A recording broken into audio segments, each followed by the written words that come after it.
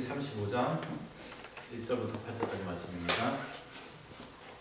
제가 가진 성경 구약 50장면입니다. 구약 성경 창세기 35장 1절부터 8절까지 저와 한 절씩 번갈아 언급했습니다. 1절입니다. 하나님이 야곱에게 이르시되 일어나 베델로 올라가서 거기 거주하며 내가 내 형 에서의 낯을 피하여 도망하는 때에 내게 나타났던 하나님께 거기서 제단을 쌓으라 하신지라. 야곱이 이에 자기 집안 사람과 자기와 함께한 모든 자에게 이르되 너희 중에 있는 이방 신상들을 버리고 자신을 정결하게 하고 너희들의 의복을 바꾸어 입으라. 우리가 일어나 베델로 올라가자. 내 환난 날에 내게 응답하시며 내가 가는 길에서 나와 함께 하신 하나님께 내가 거기서 제단을 쌓으려 하노라 하매 그들이 자기 손에 있는 모든 이방 신상들과 자기 귀에 있는 귀고리들을 야곱에게 주는지라.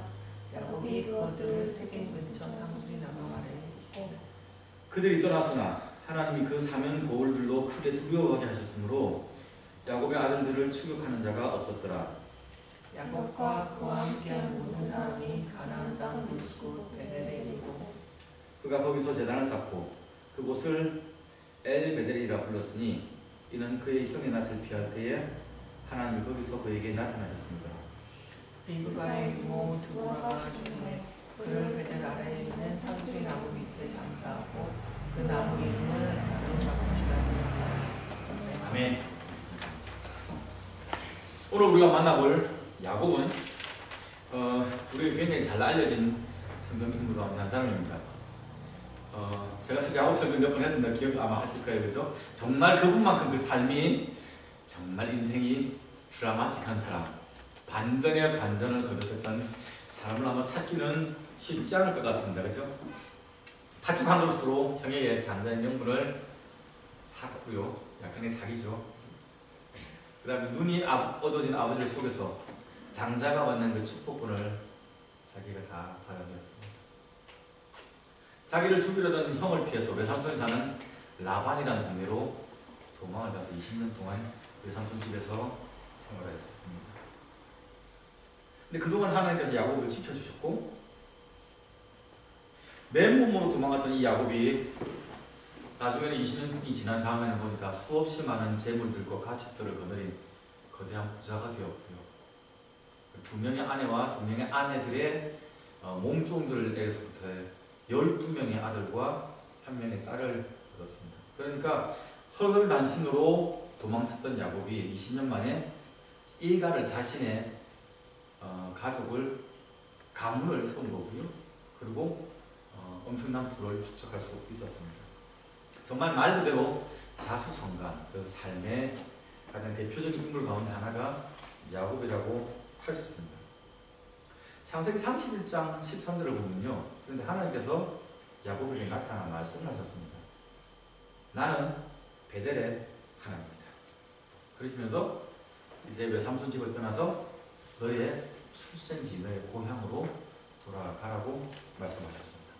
그래서 야곱이 가족들을 데리고 다시 하란에서부터 자기 고향 가나안으로 돌아옵니다. 잘 이해 안 되시죠?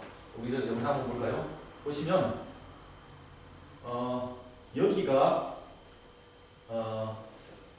브엘세바고요. 야곱이 원래 거주하던 거예요. 요 밑에 남방 지역에 살았고요. 그 다음에 아버지가 이삭이 헤브론 쪽에 살았습니다. 요 동네에 있다가 형이 자기 죽이려고 도망가서 저 위쪽으로 올라갑니다. 한참 위에 가나안 땅의 지역을 넘어서서요 그 위쪽으로 올라갑니다. 이 동네가 하란 땅 브엘세바 지역입니다. 여기서 20년 동안 살다가 다시 내려옵니다. 베델이 요즘에 있죠. 요즘이네요. 그래서 지금 이제 하란에서부터 하나님 가라는 말씀 듣고 이렇게 쭉 따라 내려오는 겁니다. 내려오다가 여기서 형을 만나죠. 형 에서를 만나서 20년 만에 화해를 하고요. 그 다음에 쭉 내려가야 되는데 여기서 멈춰고 있습니다. 제가 숫꽃입니다. 오늘 본문의 배경은 숫꽃입니다. 숫꽃은 세겜 족속이 살고 있는 히위 족속이 살고 있는 그 세겜 땅이었습니다. 속한 그 동네였습니다. 내려오다 보니까 이 숫꽃에 이러보니까 괜찮았던가 봐요. 그 야곱의 눈에. 그래서 많은 가축들이 머무를 수 있는 우리를 지어버렸습니다. 여러분 생각해 보세요. 그 광야 생활하고 이동하던 사람이 거기다가 우리간에 졌다는 것은 정착하게 하겠다는 얘기잖아요. 그리고 여기에 그 동네의 수장이었던 그 하모리아의 세겜에게 가가지고 그 하모리 아들들에게 땅을 삽니다. 그래서 그 땅을 사서 이거는 하나님께 예배하는 제단으로 샀습니다. 완전히 정착을 하겠다고 뜻을 정한 것입니다. 예배를 드리고 난 다음에 예배를 드리면서 그 야곱이 그 땅 이름을 정했거든요. 엘엘로헤 이스라엘 이렇게 이름을 불렀습니다. 그럼 나의 하나님, 이스라엘의 하나님, 아니면 이스라엘의 하나님은 위대하시다, 전능하시다, 뭐 그 정도의 의미입니다. 야곱이 이 세겜 땅에서 하나님께 제단을 쌓고 예배를 드린 이후에 어떤 마음이 들었을까요? 여러분 생각해 보셨습니까?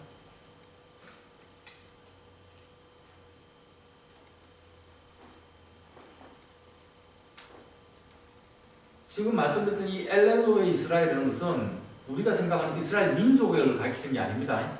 이스라엘 민족의 하나님은 위대하다 뭐 그런 의미가 아니라 사실은 창세기 32장에서 야곱이 야복강에서 하나님과 이게 실험했잖아요. 실험하고 난 다음에 하나님께서 야곱에게 이름을 바꾸셨죠.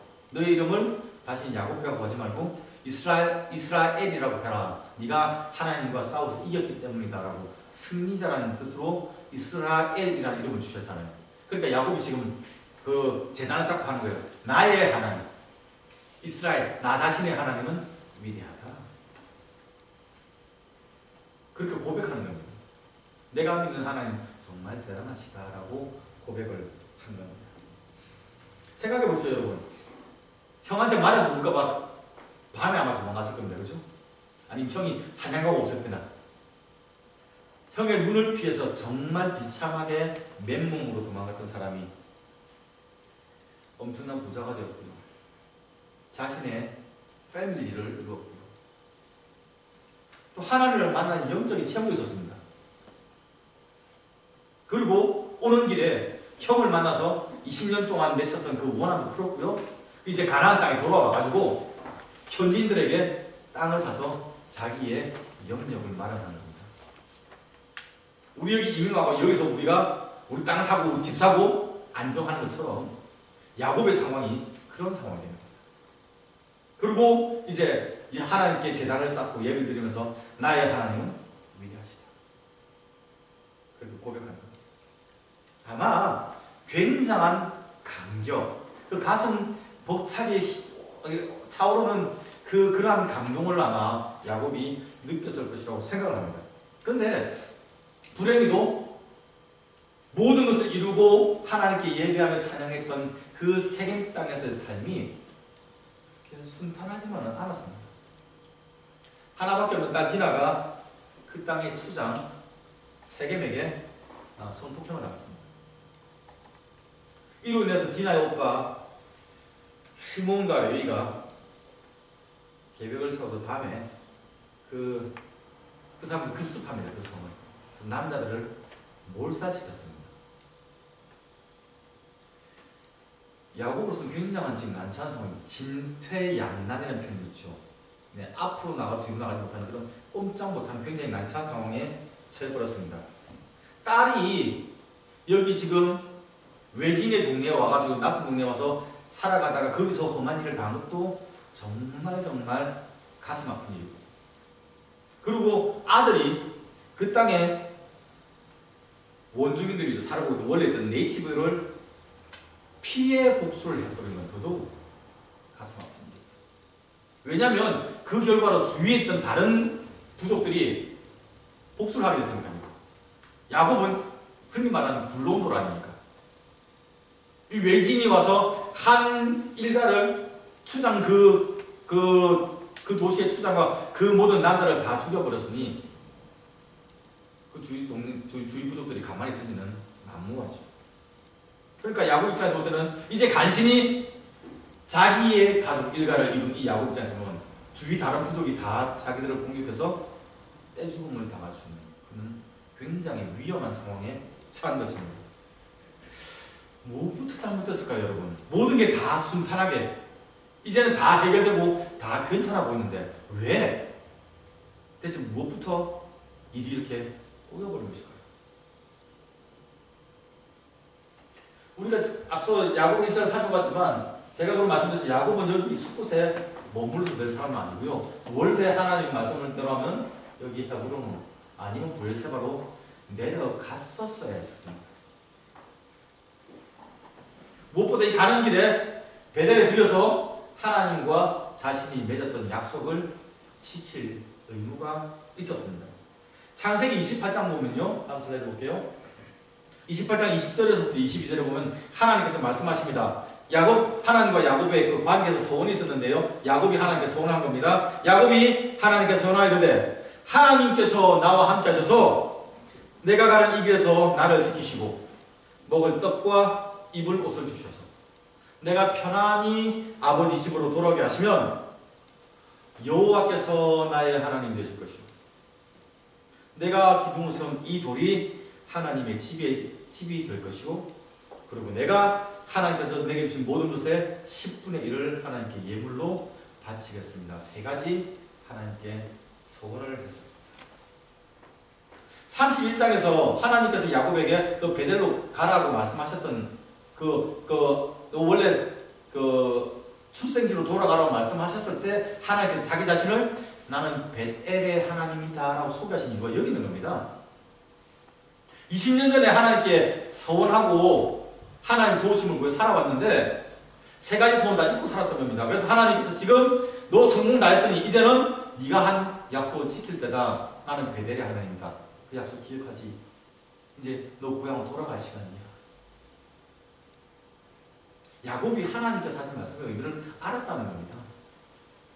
대놓고 나는 베델의 하나님이라고 말씀하셨는데 그러면 숲곳이 아니라요? 앞에 슬라이드요. 숲곳이 아니라 좀 내려갔었어요. 헤브론까지. 그리고 베델에 들려서 하나님과의 약속을 지켰어야 됩니다. 근데 안 갔어요. 분명히 하나님 말 뜻을 알아듣고 외삼촌 집을 떠나서 오다가 왜 야곱은 마음을 바꿨을까요? 왜 숲곳에서 그는 멈추었을까요? 오늘 이거 생각해 보셔야 돼요. 창세기 33장에는 야곱이 그의 형 에서를 만난 사건을 기록하고 있습니다. 그 형한테 장자권 빼앗아 먹고요. 그 다음에 아버지한테 장자의 축복금 받은 다음에 그 에서가 뭐라고 했는지 기억하시죠? 아버지 이삭이 눈이 멀어가지고 맛있는 거는 좋지만 그 형제도 분가 못할 만큼 정신이 오락가락한 상태였으니까 큰아들이 그러는 겁니다. 이제 우리 아버지 죽을 때 얼마 남았니? 아버지 죽고 나면 동생도 내가 죽여버리겠어. 정말 자녀들 있으신 부모님들 아시잖아요. 만약에 여러분의 자녀들이 이런 식의 마음을 가지고 형제들을 대한다면 피눈물 날 겁니다. 그 얘기를 엄마도 듣고 야곱도 아는 겁니다. 형이 나를 죽여버리겠다. 우리가 흔히 그냥 화가 나서 너 죽었어 하는 그런 의미가 아니라 실제로 죽이겠다고 합니다. 분노가 가득한 형을 피해서 안정적인 집을 떠나서 외삼촌 집으로 도망갈 수밖에 없었습니다. 20년 동안 야곱이 살아가면서 늘 마음 한구석에 불안한 건 아마 그거였을 겁니다. 언제 형이 나에게 찾아와서 나를 해칠까? 33장 읽어보면 32장부터 해가지고 읽어보면요 아주 난리도 아닙니다. 야곱이 제일 먼저 형을 만나기 전에 자기의 종들을 먼저 메신저로 사환으로 사절단을 먼저 보내거든요.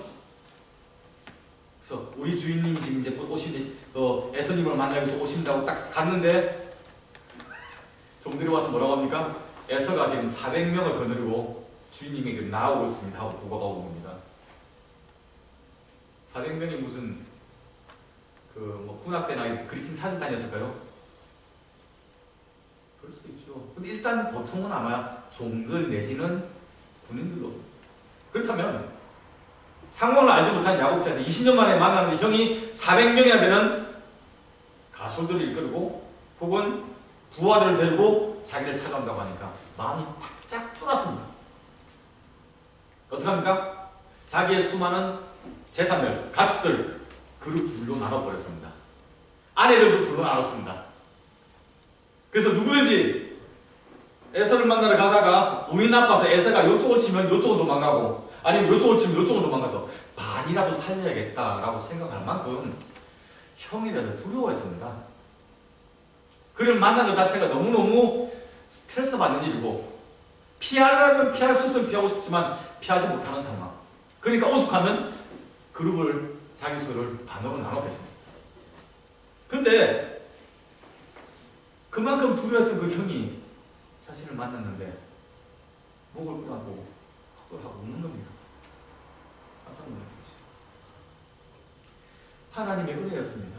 하나님께서 에서의 마음을 녹이셔서 20년간의 원한이 사그라들고 형제가 그 자리에서 화해한 겁니다. 근데 그 이후에 에서가 우리 집으로 가자고 세일도 초대당합니다. 가자고. 근데 야곱이 형님 우리가 숫자도 많고 아이들도 어리고 가족들도 새끼도 배웠고 먼 길로 왔으니 우리 형님처럼 그렇게 빨리 가면 우리 지쳐서 죽습니다. 그러니 먼저 가 계시면 우리가 천천히 세일로 갈게요 라고 말했습니다. 그래서 에서를 돌려보냈습니다. 그러고 난 다음에 숫꽃이 등장하는 겁니다. 20년 동안 걱정했던 골칫거리가 사라졌다니까요. 하나님 제발 도와주세요 기도했는데 형님이 마음을 풀고 화해하고 끝났다니까요. 400명이 군사가 아니라 자기를 환영하는 사람이 있을 수도 있었던 상황입니다. 그러니까 세일로 가서 형님 집에 집들이 하러 간 것도 아니고요. 헤브론으로 내려서 고향 가서 아버지 집에 가서 같이 대를 이어가며 함께 신앙생활을 하는 것도 아니고요. 베델에서 하나님 예배하면 더더욱 아니고요. 문제 딱 해결되자마자 앞에 몰수한 겁니다. 그리고 숫곳에 집 지은 겁니다. 자신의 가축들을 위하여 우리간을 지었더라고 성경은 기록합니다. 여러분 이곳은 굉장히 익숙하지 않습니까?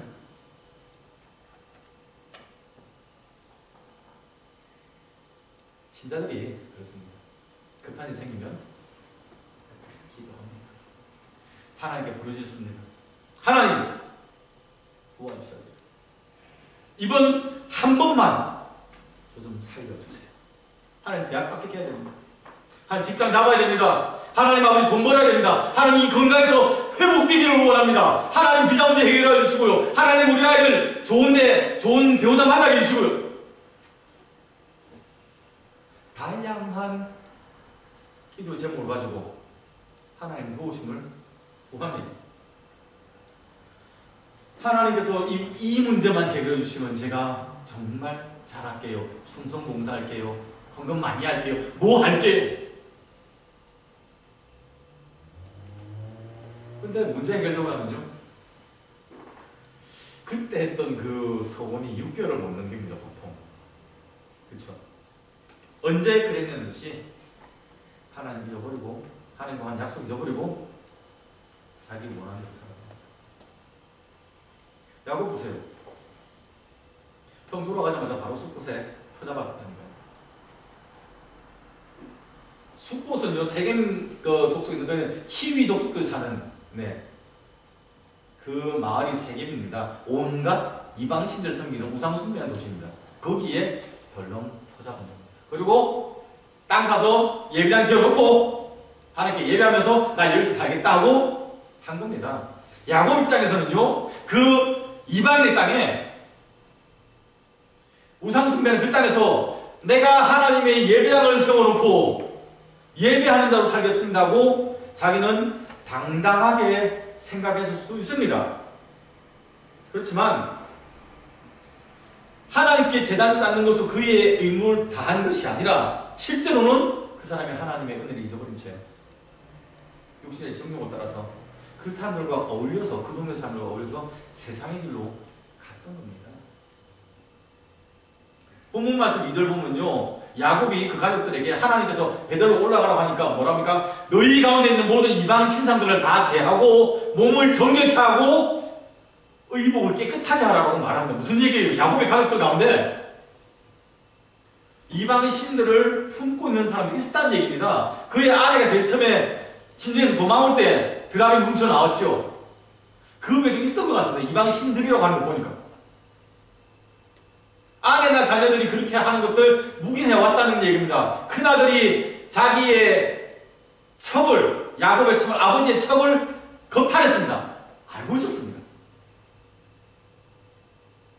집안이 그만큼 신앙적으로, 윤리적으로 엉망이었던 겁니다. 근데 그걸 가지고 어느 것 하나도 너희들이 이렇게 하면 안 된다고 신앙을 제대로 가르치지 않았던 겁니다. 야곱이.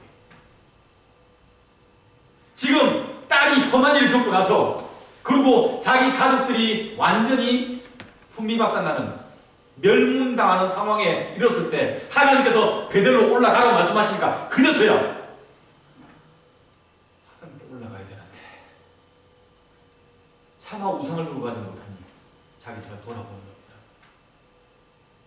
너희 가운데 있는 우상을, 이방 신들을 다 제하라. 그 가족들이 5절인가 6절을 보면 그 가족들이 이방 신들과 귀고리를 가져왔다는 겁니다. 당시 이방 민족들이 장식하고 놀았던 그런 문화들 그냥 즐겼다는 얘기입니다. 하나님만이 나의 하나님 되시고 나의 하나님이 위대하신다라고 큰 소리치고 선포했지만 실제로 그의 가족들은 하나님 믿지 않았다는 얘기입니다. 근데 그것 야곱이 묵인하고 같이 살아왔다는 얘기입니다. 딸 디나가 겪은 그 일 정말 가슴하고 험한 일인데 그 일을 수습하는 과정에서 보면 시몬과 레위의 방법은 전혀 하나님의 백성다운 아니었습니다. 혈기와 분노를 가지고 조절 못해서 피해 복수를 하는 세상의 방법이죠.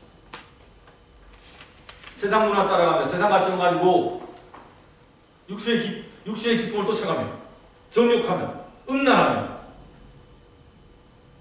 분노 표출하며 절제하지 않으며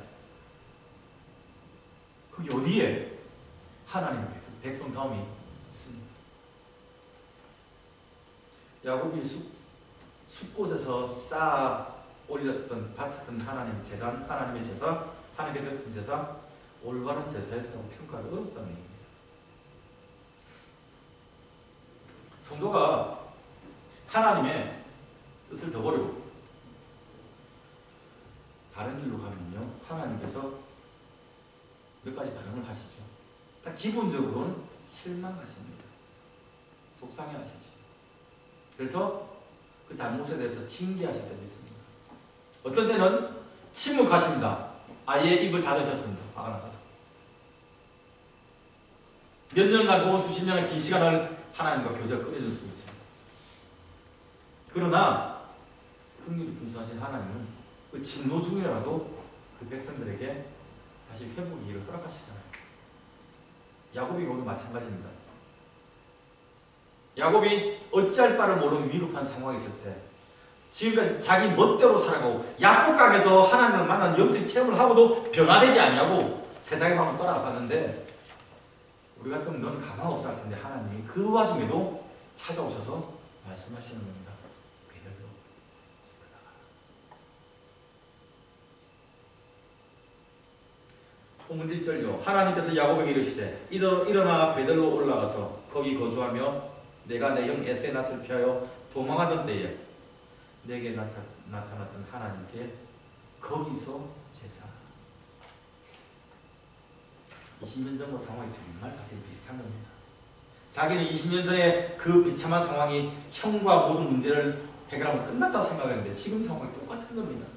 그때는 형한테 죽을까봐 두려워서 도망을 갔고요. 지금은 자기 주위에 있는 모든 부족들이 가나안 히위 족속들이 자기를 공격할까봐 두려웠던 상황입니다. 베델 들판에서 언제 형이 밤에 나를 찾아와 죽일지 모르는 두려움 가운데 돌 하나 머리에 받치고 잠들었는데 그때 그곳에도 하나님께서 찾아오셔서 자기와 함께 하신 것을 그때 체험했잖아요. 두렵도다 이곳이 하나님의 성전이었다. 하나님 여기도 계시구나. 하나님 나와 함께 하시는구나. 그래서 그가 하나님께 제단을 쌓고 3가지 서원을 했던 것 아닙니까?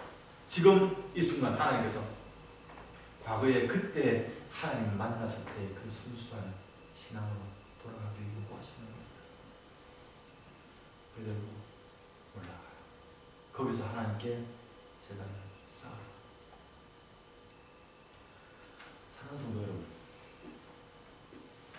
우리 인생 참 많이 바쁘고 피곤합니다. 할 것도 되게 많고요. 정말 급하게 처리해야 될 일도 많이 있고, 우리가 즐길 수 있는 것, 보아야 될 것, 맛봐야 될 것, 누려야 될 것 되게 많습니다.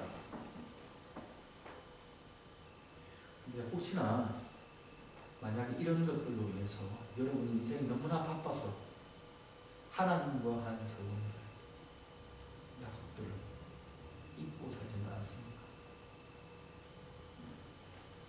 하나님께 예배드리는 것보다 우리의 육신의 욕망들, 즐거움들을 쫓아가는 일이 훨씬 더 좋아서 그것만 즐기고 살아가지는 않습니까? 일주일에 한 번 예배드리는 것으로 엘로의 이스라엘, 나의 하나님 위대하시다고 한번 선포해 주는 것으로 내 할 일 다 했다고 여러분 만족해 하시며 일주일의 삶을 하나님 없이 살아가고 있지 않습니다. 하나님 외에 여러분 또 다른 이방신들을 품으며 귀걸이로 장식하며 교만하며 살아가고 있지는 않습니다. 여러분의 베델은 어디입니까? 과연 베델에 만남이 있기는 했습니까? 그 장소를 여러분 기억하며 그때 그 소원을 여러분 기억하며 살아가고 계십니다. 지금도 여러분을 향하여 베델로 올라오라고 말씀하시는 하나님의 마음을 여러분 느낄 수가 있으신가요? 정결하게 하고 베델로 올라가야 합니다. 하나님은 베델로 올라온 야곱에게 그제서 다시 나타나셨습니다.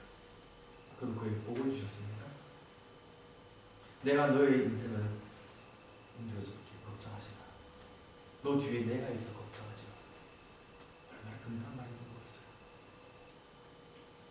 민족과 열방을 향한 축복의 통로 야곱과 그 후손들을 사용해 주시겠다고 약속하셨습니다. 여러분의 삶이 베델에 머물러 있기를 바랍니다. 특히 내일 모레부터 새학기 시작되는데 우리 학생들, 여러분의 발이 베델 가운데 멈추어 설 수 있기를 바랍니다. 여러분의 삶 가운데 이 베델이 확장되기를 바랍니다. 베델은 하나님 집이잖아요. 확장되기를 바랍니다. 여러분이 밟는 땅, 여러분이 만나는 사람, 여러분 남은 교제들 가운데 하나님의 인재가 채웁니다. 우상이 버려지고 성결하게 회복되며 하나님의 인재 가운데 회복의 역사가 나타나는 귀한 일들이 풍성하게 나타나기를 바랍니다. 하나님 지금도 여러분을 배를 초대하십니다. 기도합시다. 주님 감사합니다. 저희가 어떠한 상황에 처했을지라도 하나님 저희를 포기하지 아니하시고 하나님 우리를 회복시키시는 은혜 감사합니다. 주님을 향하여 많은 서원을 올려드렸고 헌신을 다짐했지만 하나님 도우심을 받고 나서는 그 은혜와 그 사랑을 잊어버리고 우리의 기쁨을 따라서 하나님의 기쁘심을 잊어버린 채 살아갈 때가 많습니다. 주님 이런 연약한 우리를 불쌍히 여겨주시고 하나님 아버지 날마다 하나님 인지 앞으로 나아가는 성결한 삶 살게 하시고 하나님의 집에서 가는 우리의 삶의 지경들이 넓어지기를 원합니다. 특별히 새학기를 시작하는 우리 아이들 하나님 아버지 그 아이들의 삶을 하나님께서 붙잡으시고 그 지경을 넓혀주시기를 바랍니다. 하나님의 인자와 영광을 선포하는 귀한 그릇들로 사용하여 주옵소서. 이 모든 말씀 존귀하신 우리 주님 예수 이름으로 기도합니다. 아멘. 감사합니다. 오늘 예배하러 오시는 분들 참 잘 오셨습니다. 날씨 참 좋은데요. 네.